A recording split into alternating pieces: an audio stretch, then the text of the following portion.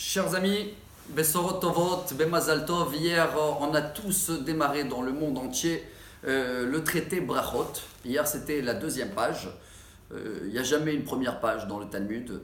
La première place est réservée pour Dieu. Et également ce soir, demain, Iloula de Rabbi Nathan Mibreslev, qui était l'élève de Rabbi Nachman et qui était toujours le numéro 2.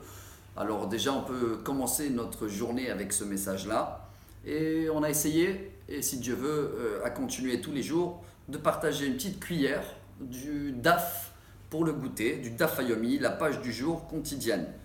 Le message d'aujourd'hui, dans la troisième page du traité Brachot, est royal et est lié également au jeûne du demain, le dit Tevet, qui commence dans l'aube le matin jusqu'à la sortie d'étoiles. Si vous vous rappelez le cours d'hier, c'était également les horaires du Shema Israël du soir.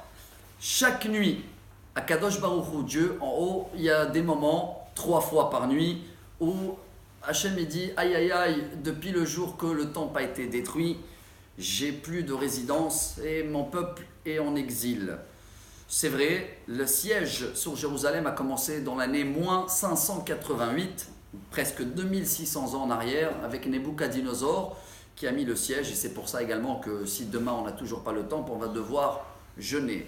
Mais le message du jour que Rabbi Yossé nous raconte dans la troisième page du Gemara, c'est qu'un jour il est rentré dans une ruine pour prier, et Eliyahu Hanavi il était devant la porte, et quand il est sorti, Eliyahu Hanavi il a dit tu as écouté cette voix de Dieu? Il a dit oui, j'ai écouté justement que Dieu il n'a pas une résidence, et il a dit ok, voilà, pour réparer ça, chaque fois qu'on rentre à la synagogue, quand on fait Amen Yeh Shemé Rabba et on répond pour le Kaddish, là, on donne de la joie, et Akadosh Baruch Hu, il voit que malgré qu'on est en exil, on est quand même lié à lui et on sait reconnaître tout ce qu'il fait pour nous. Par contre, tu vas apprendre 3 choses.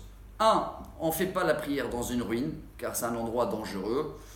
2, même si tu étais dans la route, tu pouvais prier dans la route, tu n'es pas obligé de t'arrêter et de te mettre dans le côté. 3, il y a une prière spéciale, ça on va l'apprendre dans la page 29 dans le traité Brachot, qui s'appelle Tfilat Havinenu, ce qui veut dire un petit résumé concentré de la Hamida.